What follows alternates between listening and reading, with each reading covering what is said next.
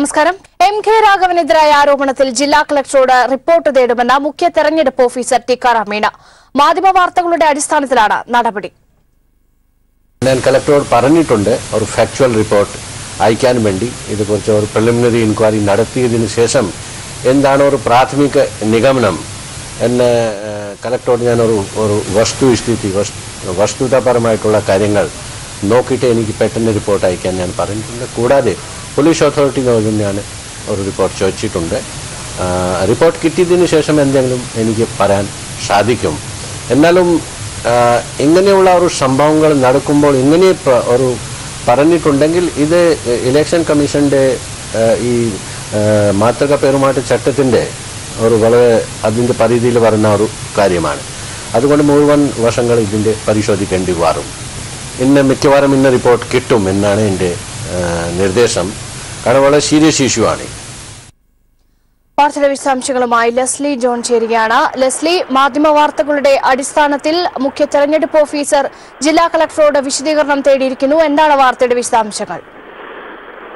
രേഷ്മ, കഴിഞ്ഞ ദിവസം ഒരു ദേശീയ ചാനൽ പുറത്തുവിട്ട സ്ട്രിംഗ് ഓപ്പറേഷനിലാണ് സിറ്റിംഗ് എം പി കൂടിയ കോഴിക്കോട് സിറ്റിംഗ് എം പി കൂടിയായ MK രാഘവൻ 5 കോടി രൂപയുടെ കോഴ ആവശ്യപ്പെടുന്നത്. ഈ കോഴ ആവശ്യപ്പെടുന്ന ഘട്ടത്തിൽ ആ ദൃശ്യങ്ങളിൽ തന്നെ തെരഞ്ഞെടുപ്പ് ചെലവിലേക്ക് 20 കോടി രൂപ ആവശ്യമായി ഉണ്ട്. അത് ചെലവാക്കുന്ന രീതികൾ ഏതൊക്കെ രീതിയിലാണ് എന്നുള്ളത് അദ്ദേഹം വിശദീകരിക്കുന്നുണ്ട്. ഇതാണ് മാതൃകാ പെരുമാറ്റ ചട്ടമായി തെരഞ്ഞെടുപ്പ് കമ്മീഷൻ പരിഗണിച്ചിരിക്കുന്നത്.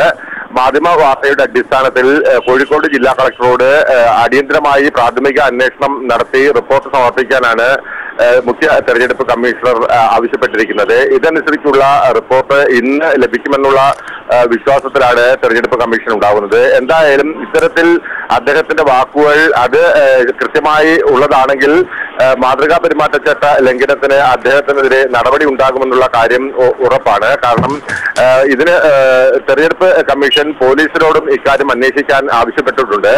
വീഡിയോ ടേപ്പിന്റെ വിശ്വാസ്യത സംബന്ധിച്ച വിഷയമാണ് പോലീസ് അന്വേഷിക്കാനായി പോലീസിനോട് ആവശ്യപ്പെട്ടിരിക്കുന്നത്. എന്തായാലും തെരഞ്ഞെടുപ്പ് കമ്മീഷൻ ഈ വിഷയം വളരെ ഗൗരവത്തിൽ തന്നെയാണ് എടുക്കുന്നത് എന്നാണ് അദ്ദേഹത്തിന്റെ വാക്കുകളിൽ നിന്നും നമുക്ക് മനസ്സിലാക്കാൻ കഴിയുന്നത്. ഇതിൽ അദ്ദേഹം നമ്മോട് പറഞ്ഞത് മാതൃകാ പെരുമാറ്റച്ചട്ട ലംഘനത്തിനപ്പുറം തെരഞ്ഞെടുപ്പ് പ്രക്രിയയുടെ സുതാര്യത അട്ടിമറിക്കുന്ന തരത്തിലാണ് രാഘവന്റെ സംഭാഷണ ശകലങ്ങളിൽ ഉള്ളത് എന്നാണ് അദ്ദേഹം പറഞ്ഞത്. അത് അനുവദിക്കാൻ കഴിയില്ല. അതുകൊണ്ട് തന്നെ ശക്തമായ നടപടിയിലേക്ക് കമ്മീഷന് പോകേണ്ടി വരും. എന്തായാലും തെരഞ്ഞെടുപ്പ് കമ്മീഷൻ ആവശ്യപ്പെട്ടതനുസരിച്ചുള്ള റിപ്പോർട്ടിന്റെ അടിസ്ഥാനത്തിലായിരിക്കും ഇനി തുടർ നടപടി ഉണ്ടാകുക. വ്യക്തമാണ് ലെസ്ലി. MK രാഘവനെതിരായ ആരോപണത്തിൽ ജില്ലാ കളക്ടറോട് റിപ്പോർട്ട് തേടുമെന്ന മുഖ്യ തെരഞ്ഞെടുപ്പ് ഓഫീസർ ടിക്കാറാം മീണ പറഞ്ഞിരിക്കുന്നു. വിവരങ്ങളാണ് ലെസ്ലി ജോൺ തിരുവനന്തപുരത്ത് നിന്ന് നൽകിയത്. ഹോട്ടൽ ഇടപാടിൽ 5 കോടി രൂപ കോഴ ആവശ്യപ്പെട്ട MK രാഘവനെതിരെ കോഴിക്കോട് വ്യാപക പ്രതിഷേധം. രാഘവനെതിരെ തിരഞ്ഞെടുപ്പ് കമ്മീഷൻ നടപടി സ്വീകരിക്കണമെന്ന് CPIM ജില്ലാ സെക്രട്ടറി P. മോഹനൻ മാസ്റ്റർ ആവശ്യപ്പെട്ടു. രാഘവനെ സ്ഥാനാർത്ഥിത്വത്തിൽ നിന്ന് പിൻവലിക്കാൻ കോൺഗ്രസ് നേതൃത്വം തയ്യാറാകണമെന്ന് ആവശ്യപ്പെട്ട് DYFI പ്രവർത്തകർ പ്രകടനം നടത്തി. അതേസമയം ആരോപണം തെളിയിച്ചാൽ പൊതുപ്രവർത്തനം അവസാനിപ്പിക്കുമെന്ന് MK രാഘവൻ പ്രതികരിച്ചു. വൻകിട ഹോട്ടൽ ഇടപാടിൽ 5 കോടി രൂപ കോഴ ആവശ്യപ്പെടുന്നതിനിടെ ഒളിക്യാമറയിൽ കുടുങ്ങിയ MK രാഘവനെതിരെ വ്യാപക പ്രതിഷേധം. രാഘവനെതിരെ തെരഞ്ഞെടുപ്പ് കമ്മീഷൻ നടപടി സ്വീകരിക്കണമെന്ന് CPIM ജില്ലാ സെക്രട്ടറി P. മോഹനൻ മാസ്റ്റർ ആവശ്യപ്പെട്ടു. MK രാഘവൻ MP ആയിരുന്ന കഴിഞ്ഞ 10 വർഷക്കാലത്തെ സാമ്പത്തിക ഇടപാടുകൾ പരിശോധിക്കണമെന്നും അദ്ദേഹം ആവശ്യപ്പെട്ടു. രാഘവൻ സ്ഥാനാർത്ഥിത്വത്തിൽ നിന്നും പിന്മാറണമെന്നാവശ്യപ്പെട്ട് DYFI പ്രവർത്തകർ മണ്ഡലത്തിൽ പ്രതിഷേധ പ്രകടനം നടത്തി. അതേസമയം തനിക്കെതിരെയുള്ള വീഡിയോ കെട്ടിച്ചമച്ചതാണെന്ന വാദവുമായി MK രാഘവൻ രംഗത്തെത്തി. അത് എഡിറ്റ് ചെയ്താണ്, കൃത്രിമത്വമായി കാണിച്ചുണ്ടാക്കിയതാണ്. അതുകൊണ്ട് വളരെ ബോധപൂർവം വ്യക്തിഹത്യ നടത്തുക എന്ന ലക്ഷ്യം വെച്ചുകൊണ്ട് തന്നെയാണ് അതാണ് സൂചിപ്പിച്ചത്. ഇത് ഏതെങ്കിലും രീതിയിൽ തെളിയിക്കാൻ കഴിയുമെങ്കിൽ ഞാൻ അന്ന് സ്ഥാനാർത്ഥിത്വം വിടുകയും എൻ്റെ പബ്ലിക് ലൈഫിനെ അവസാനിക്കും. ഇത് വളരെ ബോധപൂർവം തെരഞ്ഞെടുപ്പിലെ രാഷ്ട്രീയ ലാഭം കണക്കാക്കി ചെയ്തിട്ടുള്ള ഒരു ഗൂഢാലോചനയാണ്. അത് നേരിടാൻ എനിക്കറിയാം. ഞാൻ നിയമമാർഗം ഉപയോഗിക്കും, എല്ലാ മാർഗവും ഞാൻ ഉപയോഗിക്കും. രാഷ്ട്രീയമായി നേരിടും, നിയമപരമായി നേരിടും. അതുകൊണ്ട് ഈ കാര്യത്തിൽ ഇങ്ങനെ വ്യക്തിഹത്യ നടത്തുന്ന രാഷ്ട്രീയം ആരോപണം തെളിയിച്ചാൽ പൊതുപ്രവർത്തനം അവസാനിപ്പിക്കുമെന്നും അദ്ദേഹം വ്യക്തമാക്കി. News bureau, Kozhikode. MK രാഘവന്റെ കോഴ ഇടപാട് സംബന്ധിച്ച് LDF അല്ല ഒളിക്യാമറ ദൃശ്യങ്ങൾ പകർത്തിയതെന്ന് ഇളമരം കരീം. കോൺഗ്രസ് എംപിമാരിൽ എന്തുകൊണ്ട് രാഘവനെ തന്നെ തെരഞ്ഞെടുത്തു? ഇതിനു മുൻപും ഇത്തരം കോഴ ഇടപാടുകൾക്ക് രാഘവനെ തന്നെ കോൺഗ്രസ് നിയോഗിച്ചിരുന്നു എന്നതിന്റെ തെളിവാണ് ഇതെന്നും ഇളമരം കരീം പറഞ്ഞു. ഇതിനു മുൻപും സഹകരണ സംഘവുമായി ബന്ധപ്പെട്ട തിരിമറിയിൽ രാഘവന്റെ പേരിൽ ക്രിമിനൽ കേസുണ്ടെന്നും അദ്ദേഹം ചൂണ്ടിക്കാട്ടി. യഥാർത്ഥത്തിൽ ഇത് രാഘവന്റെ മാത്രം പ്രശ്നമല്ല. TV9 ചാനൽ ഒരു 15-ലേറെ കോൺഗ്രസ് എംപിമാരും നേതാക്കന്മാരുമായി സംസാരിച്ച വിവരങ്ങൾ ഇതിനകം യൂട്യൂബിലൂടെ പുറത്തുവിട്ടിട്ടുണ്ട്. അക്കൂട്ടത്തിൽ ഒരാളാണ് രാഘവൻ. കേരളത്തിലെ കോൺഗ്രസ് എംപിമാരും നേതാക്കന്മാരുമായവരിൽ എന്തിന് രാഘവനെ മാത്രം തെരഞ്ഞുപിടിച്ചു എന്ന കാര്യം അദ്ദേഹമാണ് ആലോചിക്കേണ്ടത്. അദ്ദേഹം 10 കൊല്ലക്കാലം MP ആയി നടത്തിയ പ്രവർത്തനത്തിനിടയിൽ ഇതുപോലെയുള്ള കാര്യങ്ങൾക്ക് ഉപയോഗിക്കാൻ കഴിയുന്ന ആളാണ് എന്ന് അവർക്ക് ബോധ്യമുള്ളതുകൊണ്ടാണ് ഇദ്ദേഹത്തെ സമീപിച്ചത്.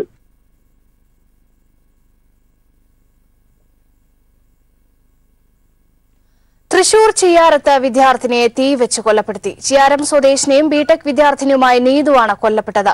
പെൺകുട്ടിയുടെ സുഹൃത്ത് വടക്കേക്കാട് സ്വദേശി നിതീഷ് പോലീസ് കസ്റ്റഡിയിൽ. പ്രണയാഭ്യർത്ഥന നിരസിച്ചതാണ് കൊലപാതക കാരണമെന്നാണ് നാട്ടുകാർ പറയുന്നത്. വീട്ടിൽ കയറിയ പ്രതി പെൺകുട്ടിയെ പെട്രോൾ ഒഴിച്ച് കത്തിക്കുകയായിരുന്നു. അഭിറാം ചേരുകയാണ് വാർത്തയുടെ വിശദാംശങ്ങളുമായി. അഭിറാം, ദാരുണമായൊരു അന്ത്യമാണ് പെൺകുട്ടിക്ക് സംഭവിച്ചിരിക്കുന്നത്. എന്താണ് സംഭവം? രേഷ്മ, നിതീഷിന്റെ നിരന്തരമായ വിവാഹ അഭ്യർത്ഥന നിരസിച്ചതിന്റെ വൈരാഗ്യം തന്നെയാണ് ഈ കൊലപാതകം നടന്നതെന്നാണ് ഇപ്പോൾ നമുക്ക് മനസ്സിലാക്കാൻ വേണ്ടി കഴിയുന്നത്. ഇന്ന് പുലർച്ചെയോടെ 7 മണിയോടെ ബൈക്കിലെത്തിയ നിതീഷ് ബൈക്ക് വീട്ടിൽ പിൻവച്ച ശേഷം വീട്ടിലേക്ക് അതിക്രമിച്ച് നടക്കുകയും തുടർന്ന് ഇവരും തമ്മിൽ വാർത്തകത്തെ ഏർപ്പെടുകയും നിതീഷ് കയ്യിൽ കയറി പെട്രോൾ ഒഴിക്കുകയും പെട്ടെന്ന് തന്നെ തീ കൊടുക്കുകയുമായിരുന്നു.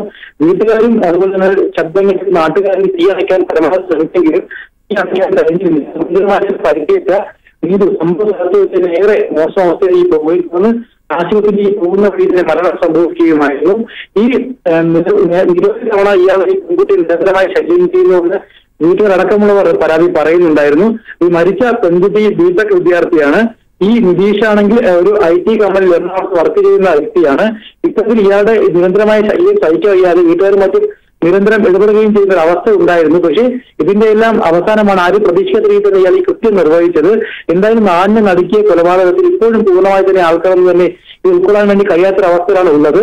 ഈ പ്രതിയെ പോലീസ് കസ്റ്റഡിയിൽ എടുത്തിട്ടുണ്ട്. നാട്ടുകാർ തന്നെ ഇയാളെ പിടികൂടി പോലീസിൽ ഏൽപ്പിക്കുകയായിരുന്നു. ഇയാൾക്ക് നിലവിൽ ദേഹാസ്വാസ്ഥ്യം ഉണ്ടാവുകയും തുടർന്ന് ഒരു സ്വകാര്യ ആശുപത്രി ഇയാൾ പോയി ചികിത്സയിലുമാണ്. ശേഷമായിരിക്കും ഇയാളെ റിമാൻഡ് ചെയ്ത് നടക്കുന്ന കാര്യത്തിലേക്ക് പോലീസ് പോവുക.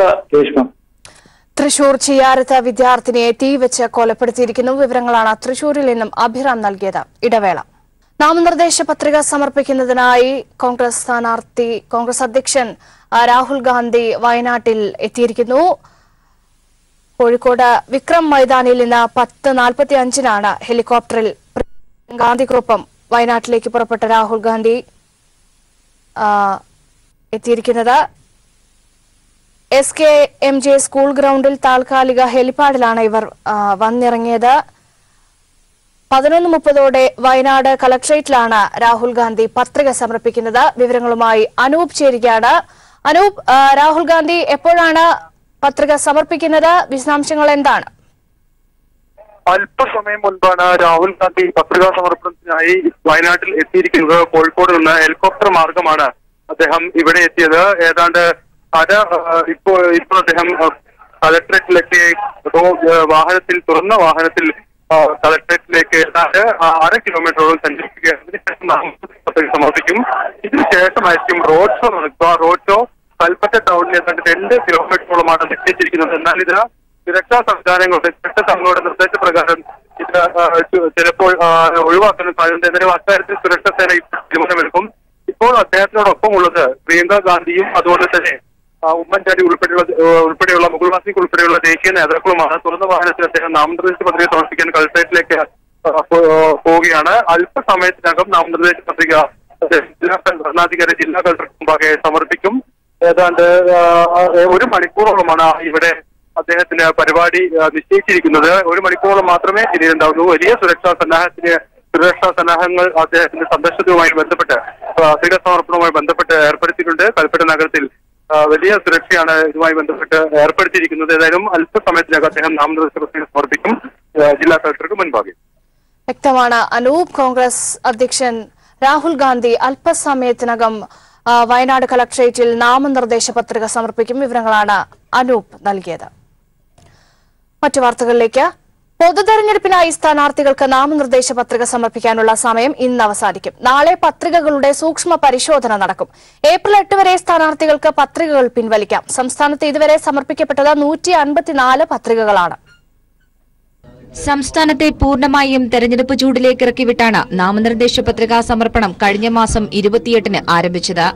ഇന്നിപ്പോൾ ആ ആവേശം അതിന്റെ കൊടുമുടിയിലെത്തി നിൽക്കുന്ന ഘട്ടത്തിലാണ് പത്രികാ സമർപ്പണം ഇന്ന് 3 മണിയോടെ അവസാനിക്കുന്നത്. നാളെയാണ് സമർപ്പിക്കപ്പെട്ട നാമനിർദ്ദേശ പത്രികകളുടെ സൂക്ഷ്മ പരിശോധന നടക്കുക. ഏപ്രിൽ 8 വരെ സ്ഥാനാർത്ഥികൾക്ക് പത്രിക പിൻവലിക്കാൻ സമയമുണ്ട്. പ്രവൃത്തി ദിനങ്ങളിൽ രാവിലെ 11 മുതൽ വൈകിട്ട് 3 വരെയായി ജില്ലാ വരണാധികാരിയാണ് സ്ഥാനാർത്ഥികളിൽ നിന്നും പത്രികകൾ സ്വീകരിച്ചത്. ഇതുവരെ ആകെ സമർപ്പിച്ച പത്രികകളുടെ എണ്ണം 154 കഴിഞ്ഞ ദിവസം മാത്രം സംസ്ഥാനത്ത് സമർപ്പിച്ചത് 41 പത്രികകളും. ഇത്തവണ 2,60,00,000 വോട്ടർമാരാകും അവരുടെ സമ്മതിദാനാവകാശം വിനിയോഗിക്കുക. ഏപ്രിൽ 23-നാണ് കേരളം പോളിംഗ് ബൂത്തിലേക്ക് എത്തുക. വോട്ടെണ്ണൽ മെയ് 23-നും നടക്കും. News bureau, Thiruvananthapuram. പ്രളയം സംബന്ധിച്ച അമിക്കസ് ക്യൂറി റിപ്പോർട്ട് രാഷ്ട്രീയ പ്രേരിതമാണെന്ന ആക്ഷേപമുയരുന്നു. കോൺഗ്രസ് അനുഭാവിയും കോൺഗ്രസ് സർക്കാരിന്റെ കാലത്ത് സർക്കാർ അഭിഭാഷകനുമായിരുന്ന അഡ്വക്കേറ്റ് ജേക്കബ് അലക്സ് തെരഞ്ഞെടുപ്പ് കാലത്ത് റിപ്പോർട്ട് പുറത്തുവിട്ടതാണ് സംശയത്തിനിടയാക്കുന്നത്. സാങ്കേതിക വിദഗ്ധരടങ്ങുന്ന കേന്ദ്ര ജല കമ്മീഷന്റെ റിപ്പോർട്ടിലെ കണ്ടെത്തലുകൾക്ക് വിരുദ്ധമാണ് ഈ രംഗത്ത് യാതൊരു വൈദഗ്ധ്യവുമില്ലാത്ത അഭിഭാഷകന്റെ റിപ്പോർട്ട്. കേരള ജനത ഒരേ മനസ്സോടെ അതിജീവിച്ച മഹാപ്രളയം മനുഷ്യനിർമ്മിതമാണെന്ന് കണ്ടെത്തിയ അമിക്കസ് ക്യൂറിയുടെ റിപ്പോർട്ട് രാഷ്ട്രീയ പ്രേരിതമാണെന്ന ആക്ഷേപം ഉയർന്നു കഴിഞ്ഞു. അമിക്കസ് ക്യൂറിയായ അഡ്വക്കേറ്റ് ജേക്കബ് അലക്സിന് കോൺഗ്രസുമായുള്ള അടുത്ത ബന്ധമാണ് സംശയത്തിന് ഇടയാക്കുന്നത്. കഴിഞ്ഞ UPA സർക്കാരിന്റെ കാലത്ത് സർക്കാർ അഭിഭാഷകനായിരുന്നു അഡ്വക്കേറ്റ് ജേക്കബ് അലക്സ്.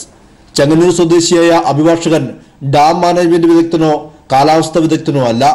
ഈ വിഷയത്തിൽ ഇദ്ദേഹം യാതൊരു പഠനവും നടത്തിയിട്ടുമില്ല. തെരഞ്ഞെടുപ്പ് കാലത്ത് തന്നെ റിപ്പോർട്ട് ഹൈക്കോടതിക്ക് സമർപ്പിക്കുകയും കൂട്ടത്തിൽ മാധ്യമങ്ങൾക്ക് പകർപ്പും നൽകിയതാണ് സംശയത്തിന് ഇടയാക്കിയിരിക്കുന്നത്. തൊട്ടു പിന്നാലെ കോൺഗ്രസ് നേതാക്കൾ ഒന്നടങ്കം സർക്കാരിനെതിരെ പ്രചരണ ആയുധമാക്കി വിഷയം മാറ്റുകയും ചെയ്തു. അമിക്കസ് ക്യൂറി റിപ്പോർട്ട് ചർച്ചാ വിഷയമാകുമ്പോൾ പ്രളയത്തിന് ശേഷം സാങ്കേതിക വിദഗ്ധരടങ്ങുന്ന കേന്ദ്ര ജല കമ്മീഷൻ സമർപ്പിച്ച റിപ്പോർട്ടും പരിശോധിക്കേണ്ടതുണ്ട്. തുടർച്ചയായി ഉണ്ടായ അതിവർഷമാണ് പ്രളയ കാരണമെന്ന് ഡേറ്റകളുടെയും വസ്തുതകളുടെയും സഹായത്തോടെയാണ് കമ്മീഷൻ വിശദീകരിച്ചത്. പ്രളയം മനുഷ്യനിർമ്മിതമാണെന്ന വിചിത്രവാദത്തെ നിശിതമായ പരിശോധനയ്ക്ക് വിധേയമാക്കിയിരുന്നു. ഡാമുകൾ നേരത്തെ തുറക്കാതിരുന്നതാണ് പ്രളയ കാരണമെന്ന വാദത്തെയും സാങ്കേതിക വിദഗ്ധരടങ്ങുന്ന റിപ്പോർട്ട് തള്ളിക്കളയുന്നു. ടെക്നിക്കൽ കമ്മിറ്റിയും പഠനം നടത്തിയിരുന്നു. IIT മദ്രാസും പർഡ്യൂ യൂണിവേഴ്സിറ്റിയും ചേർന്ന് നടത്തിയ പഠനത്തിലും പ്രളയം മനുഷ്യനിർമ്മിതമാണെന്ന് പറയുന്നില്ല. ഐക്യരാഷ്ട്രസഭയുടെ ഏജൻസികൾ വരെ പ്രളയം സൃഷ്ടിച്ച പ്രത്യാഘാതങ്ങളെക്കുറിച്ച് പഠിക്കുകയും നിർദ്ദേശങ്ങൾ സമർപ്പിക്കുകയും ചെയ്തിട്ടുണ്ട്. അങ്ങനെയിരിക്കെ ഹൈക്കോടതിയിൽ കൊടുക്കേണ്ട റിപ്പോർട്ട് അമിക്കസ് ക്യൂറി ഒരേ സമയം മാധ്യമങ്ങൾക്ക് നൽകിയതാണ് സംശയത്തിന് ഇടയാക്കിയിരിക്കുന്നത്. News bureau, Kochi. BJP തെരഞ്ഞെടുപ്പ് പരാജയ ഭീതിയിലെന്ന ഇംഗ്ലീഷ് ദിനപത്രം. 2004-ന് സമാനമായ പരാജയം പാർട്ടി നേരിടേണ്ടി വരുമെന്ന് NDA ഘടകകക്ഷികളും BJPയിലെ ഒരു വിഭാഗം നേതാക്കളും പ്രതീക്ഷിക്കുന്നുവെന്നും റിപ്പോർട്ട്. അമിത പ്രതീക്ഷയിൽ തെരഞ്ഞെടുപ്പ് നേരിട്ട 2004-ലെ വാജ്പേയി സർക്കാർ പരാജയപ്പെട്ടതിന് സമാനമായ നിലവിലെ രാഷ്ട്രീയ സാഹചര്യമെന്നും തെരഞ്ഞെടുപ്പ് വിദഗ്ധർ വിലയിരുത്തുന്നു. അടൽ ബിഹാരി വാജ്പേയി സർക്കാർ 2004-ൽ തെരഞ്ഞെടുപ്പ് നേരിടുമ്പോൾ രാജ്യത്ത് BJP ഭരണ തുടർച്ചയുണ്ടാകുമെന്ന് പ്രതീക്ഷിക്കപ്പെട്ടു. പ്രതിപക്ഷ അനൈക്യവും വാജ്പേയിയുടെ ജനപ്രീതിയും വോട്ട് നേടിത്തരുമെന്ന് BJP കേന്ദ്രങ്ങൾ കരുതി.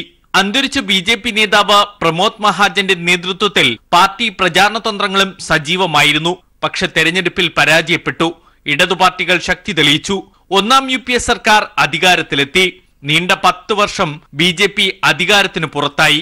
സമാനമായ രാഷ്ട്രീയ സാഹചര്യമാണ് ഇപ്പോൾ കാവി പാർട്ടി നേരിടുന്നതെന്ന് ഇംഗ്ലീഷ് ദിനപത്രമായ ഹിന്ദുസ്ഥാൻ ടൈംസ് വിലയിരുത്തുന്നു. 2004-ൽ സംഭവിച്ചതുപോലെ പരാജയം BJPയിലെ ഒരു വിഭാഗം നേതാക്കൾ പ്രതീക്ഷിക്കുന്നു. ഭരണവിരുദ്ധ വികാരമാണ് പ്രധാനം. അമിതമായ വാഗ്ദാനങ്ങൾ നൽകിയാണ് മോദി വിജയിച്ചതെന്ന തിരിച്ചറിവ് വോട്ടർമാർക്കിടയിലുണ്ട്. RSS BJP ബന്ധം പഴയതുപോലെ ശക്തമല്ല. LK അദ്വാനി, മുരളി മനോഹർ ജോഷി, ഉമാഭാരതി തുടങ്ങി രാമജന്മഭൂമി പ്രക്ഷോഭകരെ മുഴുവൻ മോദി അമിത്ഷാ വിഭാഗം സീറ്റ് നൽകാതെ ഒതുക്കിയതിൽ RSS തലവൻ മോഹൻ ഭഗവതിന് പോലും എതിർപ്പുണ്ട്. മുന്നറിയിപ്പ് പോലും നൽകാതെ നേതാക്കളെ ഒഴിവാക്കിയത് ശരിയല്ലെന്ന് മോഹൻ ഭഗവത് BJP നേതൃത്വത്തെ അറിയിക്കുകയും ചെയ്തു. ഇതിനുശേഷം RSS പ്രചാരണത്തിൽ ഏകീകരണമില്ലെന്ന് നേതാക്കൾ ചൂണ്ടിക്കാട്ടുന്നു. നോട്ട് നിരോധനം, GST തുടങ്ങിയ മോദിയുടെ നയങ്ങൾ തിരിച്ചടി നൽകിയെന്ന് 2018-ലെ സംസ്ഥാന തെരഞ്ഞെടുപ്പ് ഫലങ്ങളും ചൂണ്ടിക്കാട്ടുന്നു. സ്വാഭാവികമായും ലോക്സഭാ തെരഞ്ഞെടുപ്പിൽ ഇത് കേന്ദ്ര സർക്കാരിനെതിരായ വൻ ചലനമുണ്ടാക്കും. NDA വിപുലീകരിക്കാനും BJPക്ക് കഴിഞ്ഞിട്ടില്ല. ബീഹാറിലും മഹാരാഷ്ട്രയിലും സഖ്യകക്ഷികൾക്ക് കീഴടങ്ങി സീറ്റ് വിട്ടു നൽകേണ്ടി വന്നു. കേരളം ഉൾപ്പെടെയുള്ള ദക്ഷിണേന്ത്യൻ സംസ്ഥാനങ്ങളിൽ BJP സാന്നിധ്യം ഇപ്പോഴും ശുഷ്കമാണ് എന്നതും പ്രതിസന്ധിയുണ്ടാക്കുന്നു. തമിഴ്നാട്, കേരളം, കർണാടക, ആന്ധ്രാപ്രദേശ് എന്നിവിടങ്ങളിൽ നിന്നായി 2004 129 സീറ്റിൽ 109 സീറ്റ് UPAക്ക് ലഭിച്ചു. 2019 പാർട്ടിക്ക് സ്വാധീനമുണ്ടാക്കാൻ കഴിഞ്ഞിട്ടില്ല. 110 സീറ്റ് ദക്ഷിണേന്ത്യയിൽ നിന്നും പ്രതിപക്ഷത്തിന് ലഭിച്ചാൽ BJP അംഗബലം പാർലമെന്റിൽ വീണ്ടും കുറയും. Santosh Sarling, news bureau, Delhi. പൊതുവേദിയിൽ സഭ്യമല്ലാത്ത പദപ്രയോഗവുമായി തൃശൂർ NDA സ്ഥാനാർത്ഥി സുരേഷ് ഗോപി. 15 ലക്ഷം എല്ലാവരുടെയും അക്കൌണ്ടിൽ എത്തുമെന്ന മോദിയുടെ വാഗ്ദാനം ന്യായീകരിക്കുന്നതിനാണ് സുരേഷ് ഗോപി രോഷാകുലനായത്. മാർച്ച് 31 കെ സുരേന്ദ്രന്റെ തെരഞ്ഞെടുപ്പ് പരിപാടിയിൽ സംസാരിക്കുമ്പോഴായിരുന്നു സുരേഷ് ഗോപി MPയുടെ സഭ്യമല്ലാത്ത പ്രതികരണം. ഇന്ത്യൻ പൗരൻ ഓരോരുത്തരുടെയും പേരിൽ 15 ലക്ഷം രൂപ വരെ വെച്ച് പങ്കുവെച്ചു കൊണ്ടുവന്ന് വിടാനുള്ള പണമുണ്ടത് എന്ന് പറഞ്ഞതിന് മോദി ഇപ്പൊ തന്നെ ആ കറവ പശുവിന്റെ നടുവിലേക്ക് തണുത്ത വെള്ളം കോരി ഒഴിച്ച് ചൊരത്തി കറന്ന് അങ്ങ് ഒഴുക്കി അണ്ണാക്കിൽ കൊണ്ട് തള്ളിത്തരുമെന്നാണോ അതിന്റെ അർത്ഥം? ഇത് ഈ ഭാഷയിലെ സംസാരിക്കാൻ പറ്റൂ. സ്ത്രീകളും കുട്ടികളും അടങ്ങുന്ന പൊതുവേദിയിലായിരുന്നു സുരേഷ് ഗോപി MPയുടെ സഭ്യമല്ലാത്ത പദപ്രയോഗമടങ്ങുന്ന വിവാദ പരാമർശം. 15 ലക്ഷം എല്ലാവരുടെയും അക്കൌണ്ടിൽ എത്തുമെന്ന പ്രധാനമന്ത്രിയുടെ വാഗ്ദാനം ന്യായീകരിക്കുന്നതിനിടയിലായിരുന്നു സുരേഷ് ഗോപി MP ശോഭിച്ചതും തുടർന്ന് ഒരു ജനപ്രതിനിധിയുടെ ഭാഗത്തു നിന്ന് ഒരിക്കലും വരാൻ പാടില്ലാത്ത പരാമർശം നടത്തിയതും. NDA സ്ഥാനാർത്ഥി കൂടിയായ സുരേഷ് ഗോപിയുടെ പരാമർശം വിവാദമായതോടുകൂടി വൻ പ്രതിഷേധമാണ് സമൂഹമാധ്യമങ്ങളിലൂടെ ഉയരുന്നത്. News desk people TV. Thiruvananthapuram national ക്ലബ്ബിൽ പണം വെച്ചുള്ള ചീട്ടുകളിയും വാതുവയ്പും നടത്തിയതിന് ശശി തരൂരിന്റെ ഗൺമാൻ വിനോദ് കുമാർ ഉൾപ്പെടെ 38 പേരെ കണ്ടോൺമെന്റ് പോലീസ് അറസ്റ്റ് ചെയ്തു. റെയ്ഡിനിടെ കണക്കിൽപ്പെടാത്ത രൂപയും കണ്ടെത്തിയിട്ടുണ്ട്. തിരുവനന്തപുരം നാഷണൽ ക്ലബ്ബിൽ പണം വെച്ചുള്ള ചീട്ടുകളിയും വാതുവെപ്പും നടത്തിയതിനാണ് ശശി തരൂർ MPയുടെ ഗൺമാൻ വിനോദ് കുമാർ ഉൾപ്പെടെ 38 പേരെ കണ്ടോൺമെന്റ് പോലീസ് അറസ്റ്റ് ചെയ്തത്. റെയ്ഡിനിടെ കണക്കിൽപ്പെടാത്ത രൂപയും കണ്ടെത്തിയിട്ടുണ്ട്. സെക്രട്ടേറിയറ്റിന് പുറകിലുള്ള നാഷണൽ ക്ലബ്ബിൽ ഷാഡോ പോലീസാണ് റെയ്ഡ് നടത്തിയത്. കമ്മീഷണർക്ക് ലഭിച്ച രഹസ്യ വിവരത്തിന്റെ അടിസ്ഥാനത്തിലായിരുന്നു റെയ്ഡ്. നാളുകളായി ഇവിടെ പണം വെച്ചുള്ള ചീട്ടുകളി നടക്കുന്നതായി പരാതികൾ ഉയർന്നിരുന്നു. ബാർ ലൈസൻസ് മാത്രമുള്ള ക്ലബ്ബിൽ പണം വെച്ചുള്ള ചീട്ടുകളിയും വാതുവെപ്പും നടത്തിയെന്ന കുറ്റമാണ് പോലീസ് പിടിയിലായവർക്കെതിരെ ചുമത്തിയിരിക്കുന്നത്. പോലീസ് അറസ്റ്റ് ചെയ്തവരെ പിന്നീട് ജാമ്യത്തിൽ വിട്ടയച്ചു. റെയ്ഡുകൾ വ്യാപകമായി തുടരുമെന്ന് കമ്മീഷണർ അറിയിച്ചു. News bureau, Thiruvananthapuram. ആറന്മുളയിൽ നിന്ന് വന്ന 6 വയസ്സുകാരി ആരതി കൃഷ്ണ KN ബാലഗോപാലിന് 1000 രൂപ തെരഞ്ഞെടുപ്പ് ഫണ്ടിലേക്ക് കൈമാറി. പ്രളയത്തിൽ ജീവൻ നഷ്ടമാകുമെന്ന ഘട്ടത്തിൽ രക്ഷകരായി മത്സ്യത്തൊഴിലാളികളെ എത്തിച്ച KN ബാലഗോപാലിനോടുള്ള സ്നേഹ സമ്മാനവുമായാണ് ആരതിയും കുടുംബവും എത്തിയത്. പ്രളയം ജീവിത സ്വപ്നങ്ങളെ കവർന്നെടുത്ത പത്തനംതിട്ട ആറന്മുളയിലെ 10,000-കണക്കിന് കുടുംബങ്ങളിലൊന്നാണ് ആരതിയുടെ മലക്കരയിലുള്ള മുരിങ്ങൂർ പൗർണമി. കൊല്ലത്തു നിന്ന് പുറപ്പെട്ട കേരളത്തിന്റെ സൈന്യം പത്തനംതിട്ടയിൽ എത്തിയ ശേഷം ആദ്യം രക്ഷപ്പെടുത്തിയവരിൽ ഉൾപ്പെട്ടതാണ് ഇവരുടെ കുടുംബം. ഇവിടെ നിന്നുള്ള രക്ഷകരുടെ കയ്യിൽ പങ്കായി നൽകി കർമ്മനിരതരാക്കാൻ മുന്നിൽ നിന്നയാളാണ് കൊല്ലത്തെ LDF സ്ഥാനാർത്ഥിയാണെന്ന് അറിഞ്ഞതോടെയാണ് നേരിൽ കണ്ട് സ്നേഹാഭിവാദ്യം അർപ്പിക്കാൻ അവർ തീരുമാനിച്ചത്. പ്രളയത്തെ തുടർന്ന് രക്ഷിക്കാൻ ഹെലികോപ്റ്ററിൽ എത്തിയവർ കുറെ നേരം പുരപ്പുറത്ത് പറന്നെങ്കിലും ഫലമുണ്ടായില്ല. രക്ഷകരായത് കൊല്ലത്തെ മത്സ്യത്തൊഴിലാളികളാണെന്ന് ആരതി പറഞ്ഞു. വെള്ളം വന്നപ്പോ ഞങ്ങള് പേടിച്ചു പോയി. ഞങ്ങള് 2ാമത്തെ നിലയുടെ മണ്ടയ്ക്കിരിക്കുമായിരുന്നു. അന്നേരം ഞങ്ങള് വിളിച്ചായിരുന്നു. ഹെലികോപ്റ്റർ അവിടെ വന്നായിരുന്നു. ഹെലികോപ്റ്ററിന് അവിടെ മരം ഉള്ളതുകൊണ്ട് വരാൻ പറ്റത്തില്ലായിരുന്നു. അടുത്ത ദിവസം ഒരു മാമന്മാരൊക്കെ ബോട്ടേ വന്ന് ഞങ്ങളെ വിളിച്ചോണ്ട് പോയി. ഒരു സങ്കടം ബാക്കിയുണ്ട്. തങ്ങളെ രക്ഷിച്ചവരെ ഒരു വട്ടമെങ്കിലും നേരിൽ കാണാൻ കഴിയാത്തത്. രക്ഷക്കെത്തിയ വള്ളത്തിൽ 4 പേർ ഉണ്ടായിരുന്നു. എന്നാൽ മുഖം ഓർമ്മ വരുന്നില്ല. 10 പേരെയാണ് വള്ളത്തിൽ കയറ്റി അവർ ക്യാമ്പിൽ എത്തിച്ചത്. അവർ സമ്മാനിച്ച ജീവിതമാണ് തങ്ങളുടേതെന്ന് ശ്രീകല പറഞ്ഞു.